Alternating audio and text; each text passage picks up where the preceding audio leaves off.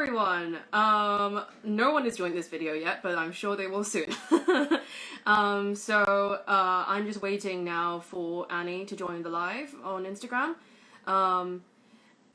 And there she is. Can you request to join the live, Annie? Okay. Yep, let's do that. Hello. Okay. Let me adjust my camera just a wee bit here. All right. All right. For her. I'm on the bottom. Okay. Let me turn down the volume here. All right. Everything good. Okay. Hopefully things go well today. Yesterday we had like a ton of tech problems. And I'm hoping to God that like, my hotel Wi-Fi isn't gonna fuck me over. But we do have a backup. So currently, Annie and I are actually also recording live on Zoom right now. And if this live fails, we'll just continue on Zoom, and then we'll export the video and then I'll upload it to IGTV, no problem. So the only loss we'll have is that like you won't be able to kind of see the conversation live if it fails, but then the conversation will still be uploaded for you to watch later. So that's kind of what's happening.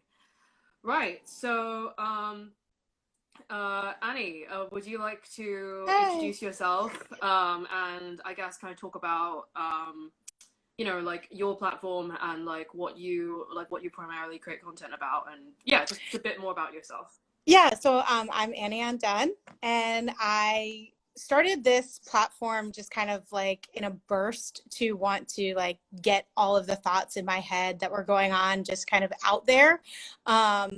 I kind of came into polyamory by way of kink. We kind of had started, my husband and I had started our kinky journey together, and it was suggested to me very forwardly by somebody on Reddit that he wanted to like call me mommy, and I was like, I'm really interested in that. And all of a sudden I find myself saying to my husband one night, like, there's this guy and he has suggested to me this thing. What do you think of it? And he was basically like, let me see this guy's picture. And so I show him the picture and he's like, yeah, I would 100% let you, fuck this guy. And I was like completely surprised by this. And that was like literally how we got into polyamory. This guy like smashed my heart into a million damn pieces.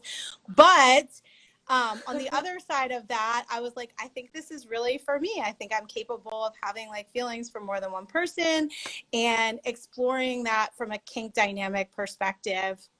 That has evolved very much since that time. I mean, for me, it just started as like a kinky venture. And it then kind of like rolled into polyamory in a more comprehensive way. But that's how I kind of came in, I guess, like sort of mistakenly. And it was on our radar anyway. We had a couple of friends who were in the swinging venture. And so we kind of like took a little bit of a chapter from them, like, oh, we can do this. And then we're like, oh, and we can do this. So we kind of started out as like kinky swingers, I guess. Okay. Lack of a better phrase. And then I very quickly developed a dynamic, which started as a total power exchange with my partner, Sam, who was in the EU. And we fell in love. And that was like a whole other thing. Yeah, like I find your story so interesting, genuinely, because there's such a massive overlap between the polyamory and kink communities, and I think that's kind of well-established fact. And some people like get into kink through polyamory, and then some people get into polyamory through kink. And so I guess like one of my first questions for you is like, how do these two things influence each other, like in a positive or negative way? Like, like what skills have you picked up from kink that you think lend itself well to polyamory, and vice versa? I think what's interesting about kink is that like the kink community is very open-minded and very like, it's your dynamic. So it can look like whatever you want, which is so extremely compatible with polyamory. And the discussions on consent and how a dynamic should work are lend itself very well to the medium of polyamory, especially when you're like negotiating intentional relationships. I think that is probably one of the more wonderful things that kink has given me. Conversation, like language to discuss like sex, consent, safety, all those things. The darker side of that, I think, would be that sometimes when you're in a casual sex place or in an, I would say this is more to the non-monogamy side versus the polyamory side, but when you're in a non-monogamous sex space, sometimes people use kink moves as sex moves and you're like, whoa, what the hell are you doing? This should be negotiated. So I've had that happen too, which I think can be a more like negative side in my experience. But I think that in kink, especially for people who find themselves in a switchy space, you know, I'm a bratty sub. I'm also a mommy dom. I have very switchy tendencies. So I think polyamory is great for that because you can explore the wide breadth of everything that kink has to offer. Or if you're into group play dynamics, which are so much fun, you can do that too. Like we once had a relationship with a couple and it was just really like kinky play and it was just so much fun exploring all the ways that that comes together. So yeah. No, that's so great. Honestly, I think like we could have like a whole other conversation about like group play dynamics. Because you know, for those of you who have been following me for a while, like you know I do love a good orgy. I'm yet to break the 4-person. Like I can't get past 4. Like really? how do I get 5 of these people in the room?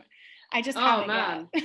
Oh no, like I've been in, I think like the most people I've had like kind of engaging with each other on like a single bed was probably like 8 people. Well, so but you are a megasexual. That is my husband. He is a megasexual. I stray more to the like, I'm emotional, but like I need to have some kind of connection to someone, but I can forge that connection. Just give me 5 minutes. Yeah. No, that's completely reasonable. Like, there have definitely been, there are definitely situations where like I'm like, you know, doing stuff with someone, and then they engage with another person, and then like because of that, because I have that person in the middle as like a go-between, then I'm like more comfortable engaging with that other person. Some people are saying that there's some audio issues right now on the live, which please, I'm praying.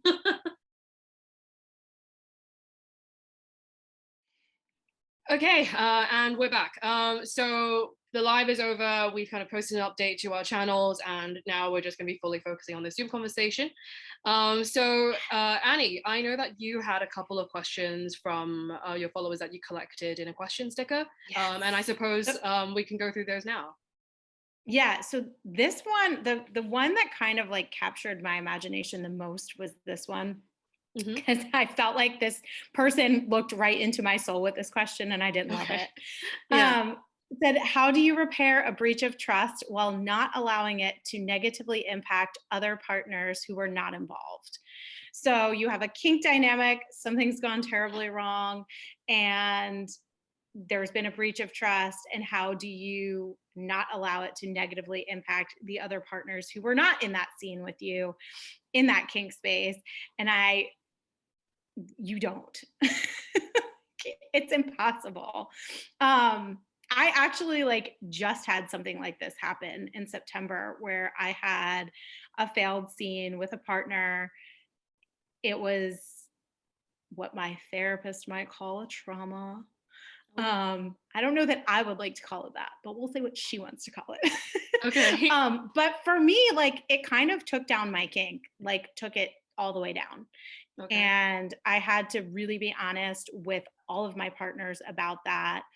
even a new partner I have, I had to be honest with that about, and kind of let them know like how it had impacted my kink and how I was planning on working through it.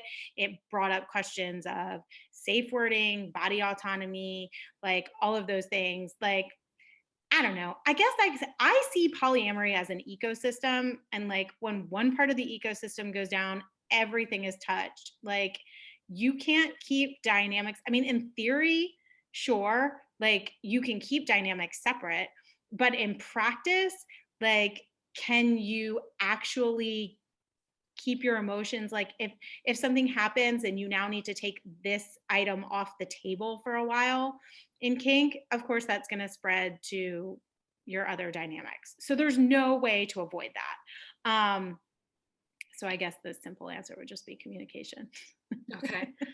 Yeah, like I think that I think it's very unrealistic to kind of be able to, you know, keep like issues like within one relationship and not have any of it kind of bleed out like at all into the other things. I mean, you know, even with friends, like if you're like, you know, going through some shit with some one person, like that's gonna kind of affect you know, whoever else you're relating to at the time, right? Like if something's going on with your family, right, then that's gonna affect things with your friends. Like I think, you know, to kind of say that, oh, you know, you should just compartmentalize and like, you know, keep that all like within, like, you know, I think there should be some effort not to like let it just kind of explode and have like a domino effect, right? But right. I think, you know, keeping it like completely, you know, within that little bubble is like an unrealistic expectation. I mean, it's hard. I've seen some people do it, that they can compartmentalize to like an astounding degree. I just don't have that in me. Like, I think it must be I think that's part of why I'm kitchen table. Like, if someone was like, do parallel poly, I'd be like, no, I can't do it. Like, this is not going to happen for me. But, and I think I kind of approach, like, I have a very loose, like, attitude too about like sharing with my other partners, which, so I think that feeds into like, you know, I think of kink a little bit as like a high level sex game. Like, and so I want to involve as many people in that as possible. Yeah. Like there is even talk there was this one joke. We never quite got there, but like with my submissive Sam, I was like, hey, what if like I deny you and like you can't have an orgasm until my husband tells me that I can have an orgasm? And he was like, would I then beg him to make you come? And I was like, exactly.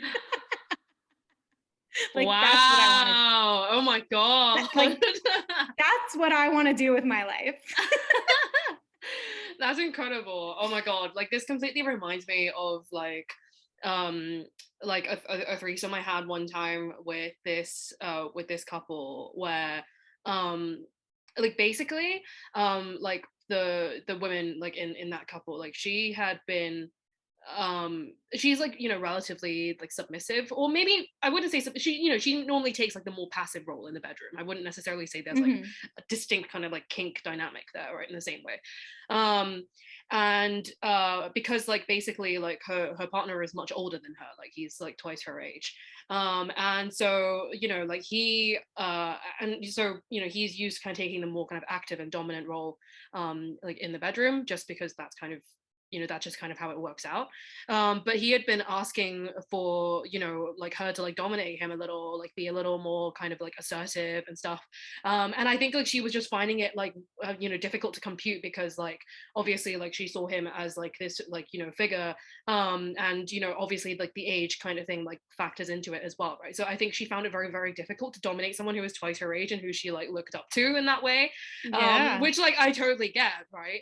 And kind of when I came on to like the scene, I guess, like, you know, we had a threesome at one point, and it was really interesting because basically what ended up happening was that she like dominated him by like ordering him around to do things to me. So like she was able to dominate him when he wasn't kind of like actively engaging with her, but if she was like, you know, more removed from the situation, then like she could like kind of order him around and tell him, you know, like what to do and what not to do. And I was just there having a great time.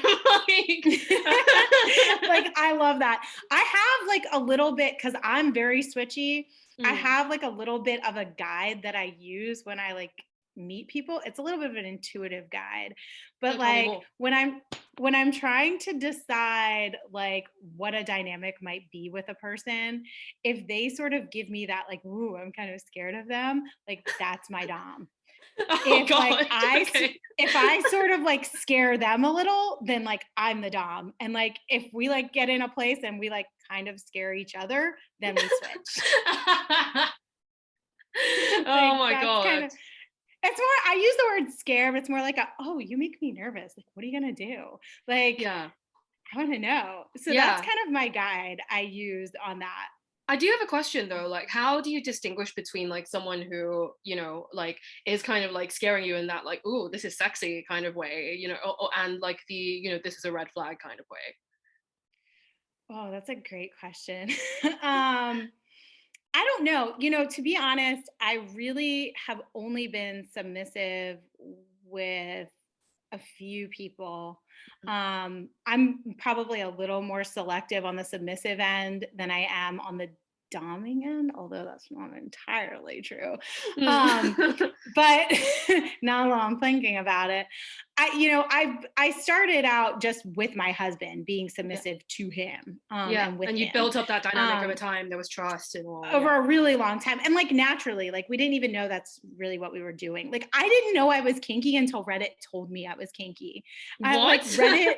I was like, what is happening to me? And I'm like, how I get on the Reddit, and I'm like, and then it's like BDSM, and I was like, how did I not know this was a thing? And then like I started like reading everything about it, and I was Oh my like, God. oh my God, I'm submissive. And I was like, oh my God, I'm a brat. And then I wrote the brat guide, and then this guy was like also, and I was like, oh yeah, oh my God, all these things. So like I kind of started there with him, and we had a play partnership with another couple, and the female Joanna was very like toppy with me sometimes. So sometimes she and my husband would top me while her boyfriend sort of did like a submissive thing, which was super fun. That was like one of my most memorable like scenes of life. Yeah. Like my Yeah. husband was like having sex with me, and she was like pinching my nipples, and he was like directing her like what to do. And then like every time it would get too much, my husband would like slap me in the face, and I would be like, ooh. And Oh my then God. the guy Scott was just like rubbing my feet and being like, you're doing such a good job. I was like, this is the moment right here. This is So so like scandalous.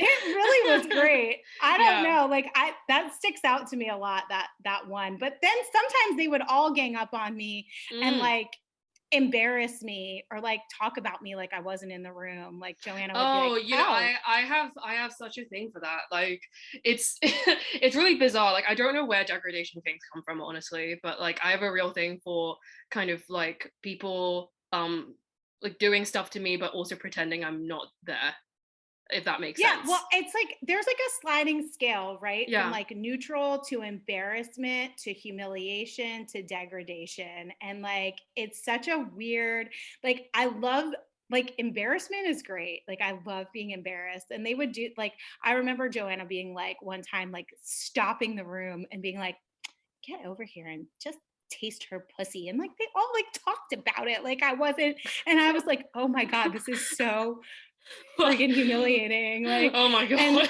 it was like very like odd.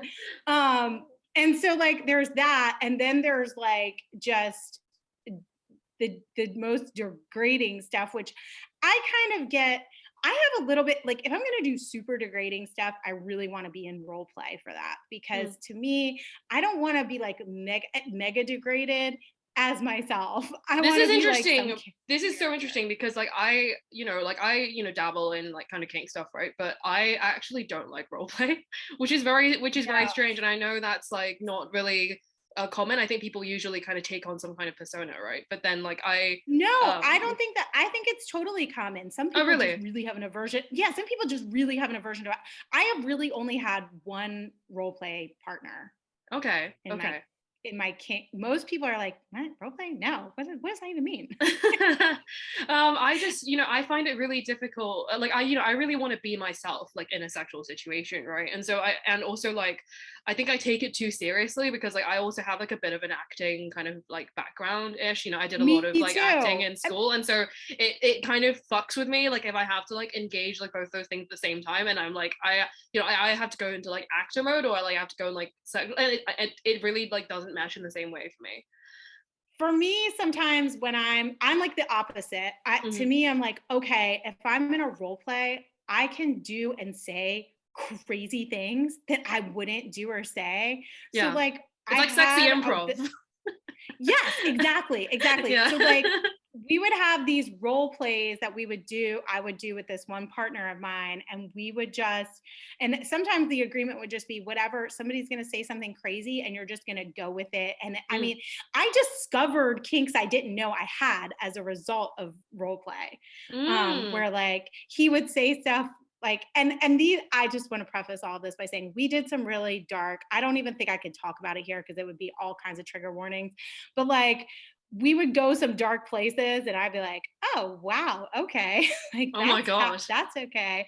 So Yeah. that's like a whole, and we did a lot of like CNC and things like Yeah. that. Which for those people who maybe are not, who are less kink fluent, is consent, non-consent, which some people I think consider fringe play. Yeah. I don't know. I've actually engaged in a fair bit of like not CNC specifically, but kind of like, well, basically like I have this one friend who is extremely kinky and also kind of loves to like explore like their traumas like through kink. So like one of those things is like I love to religious. do that too. Yeah, so like they have like a lot of religious trauma because like they were raised Mormon, and then so basically one time like I participated in like this scene that they were doing where I was more like an audience member, but like because it was part of the humiliation stuff, like they wanted an audience, so I was part of the audience. So I wasn't like directly involved in the scene in the same way, but I was like present, and like and it was like an exorcism type thing, and like I feel like the details of that scene again are going to be like too trigger warningy, so I'm not going to like mention it, but like it did get to like some pretty extreme levels, and I was just there like, oh my god, like what am I watching? But that yeah. is what I love. That is what I love about kink, is like there's always something to explore around like the next, and like to me like everything is a kink. Like I was having this conversation ironically with my mother about, because we talk about a lot of this stuff, and so really yeah, like I have a really unique relationship with my mom. I'm making her come on my page to do a live one time, actually. But oh my gosh. this is like we just started talking about it, but we were talking about the fact that somebody had said to me more recently, like, I want to recite soliloquies into your pussy. And I was like, that is so kinky. I love that. And my mom was like, is it though? Is it kinky? And I was like, anything's a kink if you want it to be. Like high romance can be a kink, like anything. And that's, I mean, my gentle femdom is how I discovered like, holy shit, I'm a romantic human. I had no idea. Or like I had shoved it so far down that I was like, I don't ever want to say like that vulnerable ass shit to anyone. But kink gave me a container to like to say those things within a dynamic, and like helped me take it from the container and apply it to my love life. In like polyamory and with my husband. I mean, that my like sort of my formative myth of how I got into kink was that I was having sex with my husband one day. I was kind of in the middle of this whole life journey at the time, and that's a separate story. But like I had said to my acupuncturist, like he was like, what do you want to do this week in acupuncture? And I was like, I just want you to like pry open my ribs and expose my heart. Oh my god. And he was like I have heard similar things. Oh my god. Like some things can stay in the fantasy realm, and like that you can find, like there are some fantasies that my friends have told me about that like they can never live out, and they're so you know, upset about it, but like if they actually lived out those fantasies, they would like literally die. And Yeah. Well, so so it is what it is. I speak very metaphorically to my acupuncturist, and he understands exactly what I mean. But it was like he like shined the light in me that week, and I was like with my husband, and we were like having sex, and I was like asked him to tell me he loved me, which I hadn't done in the 15-year history of us being married.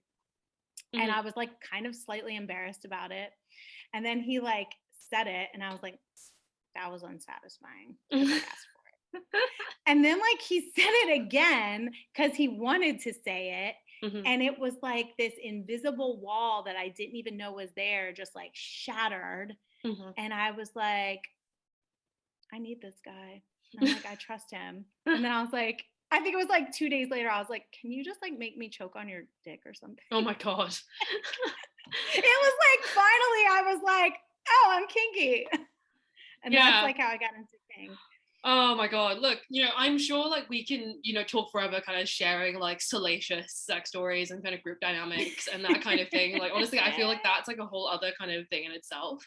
But I think like we're gonna kind of bring it back a little bit and talk about, you know, just like, I guess like what you've learned, you know, like on your like kink journey that has been kind of helpful to polyamory, and you know, just kind of share like any kind of personal like sage wisdom, I guess, kind of that you've picked up, you know, in the last however many years that you've been practicing kind of both or either of these things. You know, I think it's a constant process. I think, you know, I think right now for me, my biggest thing is consent and body autonomy. Every time I think I have it down, there's something new for me to learn in that space. So that's been something that I think is always worth an examination, because those conversations like change. I think they change with age. I think that they change. I mean, also I should preface that with coming from a very monogamous background and moving into non-monogamy, brings up a lot of those issues anyway. Like, how can you know that you have consent issues if you've been with the same person for 16 years monogamously, which I was. So I think having that language is really important. And I think it's interesting because it's not as easy as it would seem. Things like saying your safe word when you need to. I mean, and these things really do matter. So I think, you know, trust and aftercare and kind of those concepts that you would want, like the same concepts that you would want in polyamory, right? The ability to communicate gently, to know that you can trust the person you're with and be honest with them, or that if something goes wrong, somebody's going to care for you. Because these are like really intense spaces. Like kink is an intense emotional space, but polyamory is an intense emotional space. And like, I'm attracted to both of those things because they're intense, but they also require higher level communication skills than what you might need in a vanilla relationship or a monogamous relationship. So you have to really do your homework on these things. You can't go in and be like, yeah, I don't know, I'm gonna like try to choke you out or whatever. That's dangerous. You can't just do that. And I think the same thing is true with polyamory. Like, these are real people. These are real people's feelings. If you fail to examine your couple's privilege, if you fail to communicate properly with a partner, there's real collateral damage on the other side of that. So I think that, I guess the theme is like, they are both mediums for personal growth. And like, you can go as far with it as you want to.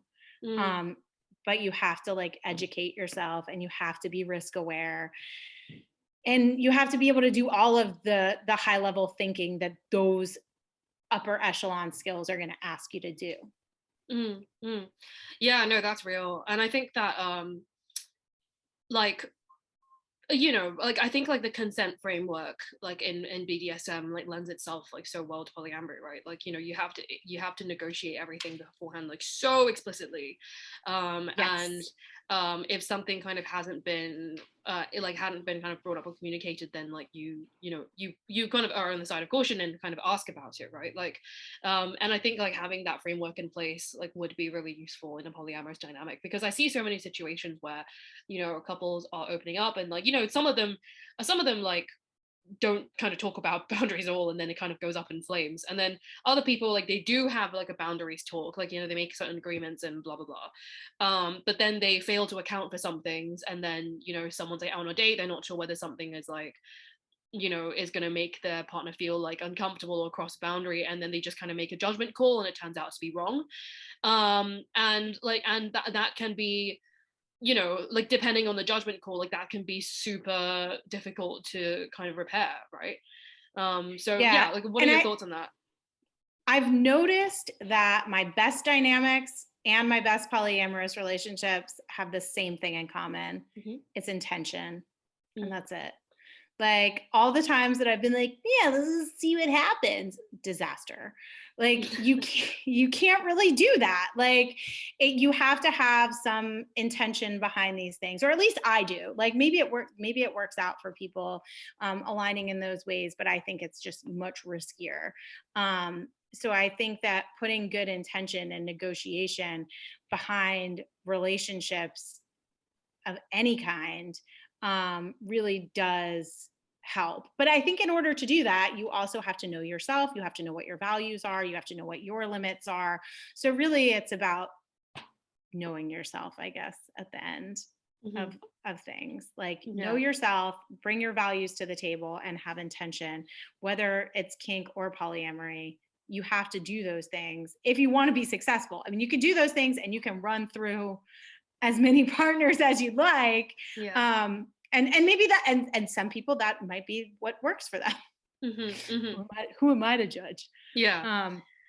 Are there any aspects of polyamory and kink that you think clash, like at all? Like, are there any bits where you don't think that they can be so compatible?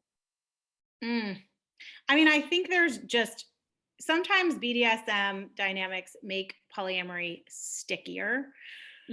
Like for example, titles. There was like a huge, I don't want to say dust up, but like long-term debate, I guess we could call it, in my polycule for a while, because like, well, what do you do if two of the men in the quad both identify as daddy, but they don't want you calling them both daddy? Does the title go with the dom? Does the title go with the dynamic?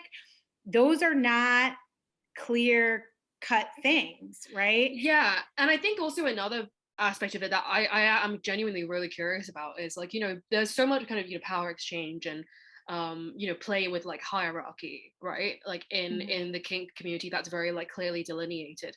And, polyamory, like the mainstream kind of polyamory rhetoric is that like, to move away from hierarchy. So how do you reconcile that? Well, I don't think that kink is necessarily hierarchical because it has its containers, right? Like, so you can have whatever dynamic you want, but you have to decide where that exists. So like, I guess I'm experience based, so I'll just talk from my own frame of reference. Sure, of course. We can only ever speak from our own experience. So, like with my husband, we have basically a bedroom dynamic, and sometimes like it spills out, but like in fun ways, right? Like, yeah. For example, like I might call him daddy, like in front of like my kid, but like that makes sense, right? Mm-hmm. So like it's more of like a little bit low key, or I might do I might do things that look like they're housewife ass shit, but they're just like me being like a service submissive. Like, let me cook you dinner, let me do the laundry, let me vacuum. I'm just trying to get laid. Okay. Like, so I'm gonna cook for you, darling, and you're like, wink. Yeah, I'm like, hey. Like the way I fold that laundry, daddy. But like, so there's a bedroom element and then there's like a home element to it for me. Mm-hmm. But then like with my partner, Sam, who lives in the EU, I might do total power exchange with him because I'm on top of that dynamic and he doesn't have any other partners right now. So if we want to do total power exchange for 2 weeks where I tell him exactly whatever he's allowed to do sexually or otherwise, that works for him. Would that work for me to have a total power exchange with person X? Well, probably not, because I'm in charge of someone else and I have a dynamic with my husband. So those things wouldn't work. But if I want to have a bedroom role play dynamic with person X, that works great. Yeah. Or if I want to have a switchy dynamic with somebody, then I can. So I think you just have to, but then like, I also know somebody who's like in my Discord, and she has 3 partners and they collaborate to like give her denial for like a complete week. So I think it just depends like how you're going to go about your kink and how comfortable everybody is with one another. Yeah, I think you've made a very clear distinction between like, something that's like a strictly bedroom dynamic and something that's more like 24/7 type thing. And like if you have like multiple 24/7 things, then like they're going to conflict with each other in a bigger way than like if you kind of had like separate kind of bedroom things. Is that what you're trying to say? Yes. And like with Sam and I, we started out total power exchange 24/7. That's what it was. But that, I will warn you, has a time clock on it, in my opinion. Like it's Really? very hard to sustain. We found it unsustainable, even though we really enjoyed it. So what we did is we took, and somebody did ask me a little bit about long distance protocols and rituals. So I guess this kind of ties into that. But like one of the rituals that we have developed now, when we want to do power exchange, we put it in a container and I have him put a piece of paper in his pocket that says owned. And when the piece of paper is in his pocket, total power exchange is in play. And if I say like, for example, if we were in the middle of total power exchange and he needed to do something else that required him to not be in power exchange, he would just say, can I take this piece of paper out of my pocket? And I would say yes. And then that delineates how that goes. Now, we always have a power exchange in place that is DS. Like I'm always kind of on top of that dynamic, but it's not always total power exchange, if that makes sense. Yeah. No, that completely makes sense. Like there are obviously there have to have moments where you like kind of snap out of the dynamic and go like, okay, but like it like, let's go back to the real world for a second. Like there's something I need to do. Which completely makes sense, right? Like, you need to have like an out to, even if it's like to renegotiate something that isn't working, or like if you're experiencing like sub drop, dom drop, like whatever, like and then some dynamics can be so casual like that they have no definition and they're just like a series of like voice exchanges, like pickup style. Like someone pops in and says, hey, Miss Annie, can you do whatever for me today? And I'll be like, yeah, I can. Let's go. And that might be 5 minutes of my day, but it's just very pickup style. Yeah, that makes a lot of sense. I guess it's like, how much it bleeds into your life and, how that kind of interacts with everything else that's going on, right? Like that completely makes sense. So, in answer to kind of my question about like hierarchy, like it's like, yeah, it depends on like whether it's 27 versus like just in the bedroom. And it also kind of like, and therefore like how much that like affects like other stuff kind of going on in your life. Like, obviously, if you have, it would be hard in polyamory. Yes. Like you said, like it would be difficult to have a 24/7 dynamic with someone like where they were like dominant, say, because like that would not only affect you but also affect your husband and your life with your husband. Right. And there's like, it's funny because there's like a natural flow, I guess, to some of like the dynamics too. Like if my husband says to me, like if he's at work, for example, and he texts me like, go put in a plug for like 30 minutes, like I'm going to be like, okay, I'm going to do that like right now. But he's really the only person that I have that sort of exchange with. To be able to give me like tasks like that, which is something I enjoy. I've not really had a relationship like that with anyone else who's ever asked me to like drop what I'm doing and go put in a butt plug. I guess. Like, but I think those things kind of develop organically as well. I mean, like I have a relationship where I will tell a person to do that, but it's not a two-way street. Yeah, no, that completely makes sense. So like what you said just now about like how, you know, there are conflicts in polycules where like there's like you have two doms and they both want to be called daddy, but they don't want you to call anyone else daddy. And I wonder, like, because, you know, I'm sure there are definitely dynamics out there where like a dom, like as a stipulation of like kind of being a dom, will request that like their sub not have any other doms, or like be like monogamous to them as like part of like the DS relationship. um and so, you know, like, yeah, what do you have to say about that, you know, like using kind of like monogamy versus polyamory as, you know, as part of kink, you know, like, you know, like I demand kind of monogamy as part of like the DS relationship, or like, you know, I'm allowed to be polyamorous because like I am the dom, you know, do you know what I'm saying? Oof. Like the dom is poly, but he wants a monogamous sub. He Yeah. wants basically a monopoly setup with his submissive. I think that's abusive. I don't know. I mean, that's my gut on it, is like, I can do this, but you can't. To me would be a huge red flag, because that's removing somebody's autonomy, and it would be different. I mean, I guess it would have to be highly negotiated, but Yeah. I find this is what I find problematic about power exchange is there's this, and this is what also makes safe wording so hard. When you're in a submissive position, um, you want to please the dom, right? Like there's Yeah. this very deep need to like please that person, and to it just lives in you as a submissive. So when someone requests something of you that you don't want to do, sometimes it's very hard to say no, or the loss, or feeling like a loss of status, like, oh, well, if you don't do this, somebody will. Because trust me, somebody will. Like, that's a hard position to be in. And I find, like, I personally find my feelings for people in dynamic are very strong. And so I think that uh, like abuse of power, or I hate to like throw the word abuse around, but like the Yeah. misuse of power, it has to Yeah, be taken true. very seriously. Like, you can't just, you know, if you're like, I take my responsibility as a dom like very seriously. So like, if I'm in a power exchange with somebody, and I decide that power exchange, I need to end that power exchange for whatever reason, you can't just walk away from somebody in that situation. There has to be a certain amount of care behind that. So I think that those kinds of requests should be flagged and dealt with and communicated around. You know, like, I have a partner, Sam, who doesn't have any other partners, and hasn't for a while. He did when we were first together, and now he does not. And even that worries me sometimes. I'm like, maybe you should have other partners.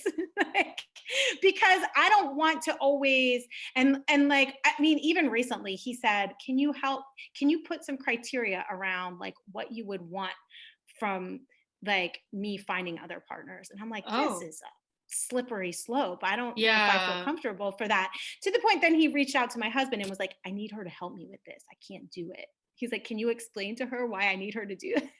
Like, Oh my gosh. so I was like, all right, I'm gonna and he was like, do you understand that like autonomy is so big for her, so she maybe wouldn't want to do this for you? Like, it was like a round robin discussion, and it still is not a settled issue, because to me, I'm like, if I'm in a power exchange with you, even though we are in a relationship and the relationship comes first, I don't want that kind of power. Yeah. Like there's some types of kind of controls that you want, and others that you're like, oh yeah, because Yeah, like, yeah, this is reminding me. Oh, so sorry to interrupt this, but like I just kind of quickly want to put in that like this is like triggering a memory for me from like, you know, like about 2 or 3 years ago, when I entered into like a weird kind of findom relationship with someone, where like basically like this person kind of wanted me to take control of his finances, and he was sending me money, and I was like, oh my god, I don't know if I'm ready for this. Like he wanted me to like send, because he really liked my voice. He was really obsessed with my voice, and he really wanted me to like do like things like I would read out like a cookie recipe like in my accent, and then he'd send me money, and I was just like, I do audiobook narration as like a side job, and Yeah. I don't get paid that much like to like read out a cookie recipe, you know, like and it was like it was a strange time, and like eventually I was just like, look, you know, like I'm really flattered, but also like this is very strange territory for me, and I'm not sure like I am ready for this kind of dynamic. So I completely understand what you mean, like, you know, about like control, that's like really kind of stepping over the line for you, and you're like, I won't touch it's a lot of responsibility. medical. Yeah, like I won't touch medical stuff, their family dynamics. I don't want to weigh in on that shit. Like you know, those are things that I think get very touchy and weird. I once had a submissive who put me as his emergency contact like the second week that we were together, and I was like, oh my god. That was oh god, because it's here's the thing about dom, like, you know, so many people like, oh my god, it's so fun and sexy to be the dom, like you're completely in control, and it's like, no, you have a lot of responsibility on your shoulders. Me, it's like a way vulnerable position to be in. Really? In my opinion, like as a dom, I feel extremely vulnerable, like almost more so than as a submissive. Like it's kind of hard to explain in a way, and I don't know if it's just the way that I practice femdom, because I am a gentle femdom, so I am a little bit more, maybe, I don't want to say I'm more emotional, because I think that kink in general is highly emotional and highly romantic. At least I find it that way. But like my submissive side, when I'm like really in it, I can be like kind of hardcore. Like I take more than anybody. I can take the most. Like, and so I think that there's just something different about being the person in control. That, I mean, I'll say this too, though, it takes me more to get there. Like in doming, it takes me a lot more thought and a lot more behind it. Whereas with like when I'm being submissive, especially with my husband, I don't have to think at all, which is kind of what I like about it.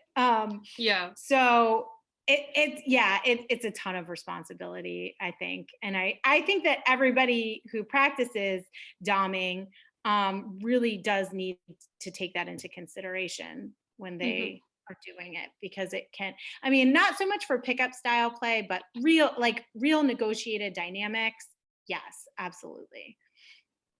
Yeah, no, I think that's super real. And like, you know, like, you know, obviously like there are, you know, as long as kind of everyone is, you know, like, you know, actually kind of like properly kind of sitting down negotiating like the consequences of like certain kind of powers that someone is taking and responsibilities that they're taking on, like I think most things are probably fair game, and then there are some waters that I feel like are much murkier. But then again, I don't know, I you know, I've been kind of actively practicing kink for like a long time now, but I wouldn't say I'm super hardcore, and I wouldn't say that I'm like, you know, super experienced and knowledgeable about it. So that's just kind of my perspective.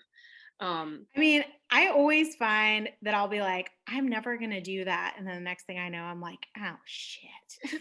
I did it. Like, there's always some new weird shit to get into, like, which I love. Like, that's what I love about kink. Like, I was one of those that was like, I like pain, but I'll never give pain. And then you meet someone you want to hurt, and there goes the neighborhood. See, I'm the opposite. Like I have absolutely zero qualms about giving pain, but like I have no pain tolerance. No. Yeah, like my pain tolerance is really like embarrassingly low. It's really funny. Like someone hit me with a hairbrush once, and I was like, no. When I'm like, it takes time to build up, but when I'm in like a good place, I can take a lot, I think. Okay. We'd have to ask my husband for sure, to be sure, but I'm pretty sure. So like what would so I know that you're in, I don't know how many kind of relationships you're in right now. So you've got your husband, you've got Sam. Is that kind of it at the moment, or was there anyone else? Well, yeah. I am into a thing with one of the other people in the content creation space. Okay. You don't need to share details at this time, but you're kind of exploring stuff. Okay. We're exploring it. I've talked a little bit about it on my close friends list, but I haven't cleared consent to talk about it further than that. No, entirely fair. We're exploring some stuff, and then I'm kind of into a new relationship. It's gonna be switchy with me mostly on top. Okay, interesting. About it right now. Yeah. So what's your ideal dynamic? Oh gosh. I don't know. I don't think I have really an ideal dynamic, but I would say my ideal setup is like I have a lot of multi-people fantasies that include simultaneous dynamics, like playing into one another for the purpose of fantasy. So like for me, the best dynamic is a group dynamic. I think like that's where my brain like really gets going. So like for me, the ideal dynamic is like the one where I've got sort of like all of these happy little kinksters and they all want to do naughty things together, like in multiple directions. So like if we want to like rent a van and kidnap my husband off the street, we could do that. Like, oh my god.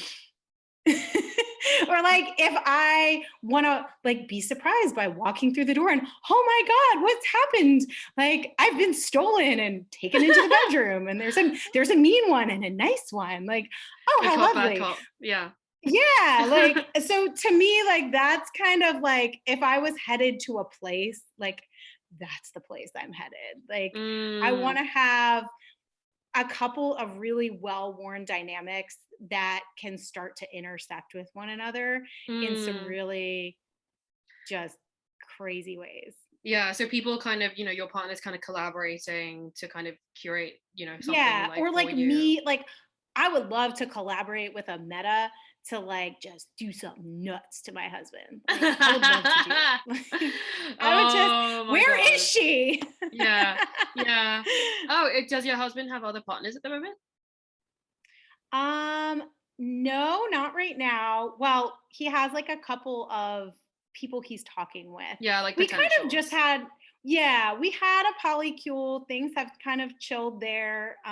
We're on a break of sort that might I'm not even sure how to explain it right now. So I just haven't. But we're kind of in a lull. Things are being rearranged. We have some like play partners out there that we haven't seen in a while. But we're kind of, like, how things kind of like break apart and then they come back together. So we're in a transition period. Okay. And so like, it's hard, I have my dynamics, obviously, like with my husband and with Sam that are like well-worn and I can talk about those pretty readily. But the new stuff is always so hard to like talk about because you're like, where does it land? You yeah. Or like, so yeah. Okay. That's where we're at. Yeah, like do you have kink dynamics? Do you have kink dynamics that are going on? I've never really apart from like that like Findom situation, I haven't ever kind of engaged in a dynamic that was like explicitly like only kink. Having said that though, that friend I have, the one with the one who is raised Mormon, and so I have a very like deep and complex relationship with them, in that like the two of us are not sexually compatible, because they are really kinky, like hardcore kinky, and I am not, at least like not to that level, and so if it's just the two of us, like we don't have like much sexual chemistry at all. However, like in a group scenario, like they will happily kind of collaborate with my partners to do stuff to me, or I will collaborate with their partners to do stuff to them. And it's like that, in that space in which like the two of us like really shine. So like there's always going to be someone who is like the go-between. There always has to be someone who's the go-between, like bridging certain things, or like so they might be able to do things that I wouldn't feel comfortable doing, but then like I'd be happy like, you know, kind of facilitating stuff like that. So I guess like if I was going to have a kink dynamic, it might be that, but then it's very indirect. So it's very interesting. And I guess like I've never really considered it to be a kink dynamic, because like I just, you know, we're just really, really good friends who like love kind of, you know, doing stuff for each other, but right. And it's like, you know, but that can be like, sometimes you just, that's the other thing, is like sometimes you just can't always define like what it is. Sometimes I can't even define it like till it's over. Yeah. Oh my God. One time I had this real weird, like I had this I guess online dynamic with this guy, and we just called each other boy and girl, and like our game was like, yeah, who can say the craziest shit and just make the other one like wind them up and then like break them down emotionally and make them cry. And it was great. I loved it. Like it added a lot to like my on the ground life. I was like, I'm gonna explore this emotion now. Like, and it, you know, it was wild. Yeah. Look, one final story before like we wrap this up. Like just, you know, just to kind of further contextualize like this funny dynamic that I have with my friend. Like, so basically, I don't know if this is like way too personal to share. I don't know if this is massively TMI, but basically like I had like a really, you know, one of my biggest sexual fantasies for a while was like double penetration. And I had never, it's so great. I had never been, but then I like, you know, I tried it so many times and I'd never been able to get it to work with like two men. Penis, two penis owners, because it's so hard. It's so, I mean, it's not hard. It's so hard because it's not hard. And it's just because they always just like, you know, one or the other goes down. Yeah. Like, and it's so I tried, and every time it failed, and then like everyone is frustrated, right? So mine was with a woman and a man. Oh, okay, interesting, right? So this is the successful one. Yeah, so same, right? So then like this friend of mine, right? Like basically they were able to kind of facilitate that fantasy by like, you know, getting a kind of getting a strap on in the action, and then that kind of helped my partner, because like my partner wasn't like who was male, like was not like, I don't know, not necessarily intimidated, but you know, like, you know, sometimes things get weird, right? Like the chemistry between the two guys in the DP situation has to be like on point. Yeah. I've not met them. There has only been one man who like, or two men who like my partner has been like 100% comfortable like doing that kind of thing with, and like has like no erection problems like whatsoever, because they're just like bros. And unfortunately one of them is in a monogamous relationship. Sad times. Your face. But yeah, like, you know, so they facilitated it one time, and then they were just like, oh my God, like, Leanne, I just kind of want to make you happy. And I was like, thank you so much, friends. Yeah, anyway. So I think we're gonna have to wrap this up, because IGTV only allows like videos up to an hour long, and I don't want to kind of have it like cut off weirdly. But Annie, this has been so fun. Thank you so much. We'll have to do it again sometime. Okay, so just a quick one. Just where do people follow? So I know you're on Instagram, obviously, and you have a Patreon. Anywhere else? I do have a Patreon. No, right now I'm just doing the Instagram and the Patreon. If you want to subscribe to my close friends list, spilling the tea there. And that's kind of, I'm keeping it a little more private right now for reasons, but my therapist has encouraged me to get weird. Okay, interesting. Well, yeah, like follow Annie on her social media channels, and thanks for watching to the end. Bye. Thank you so much.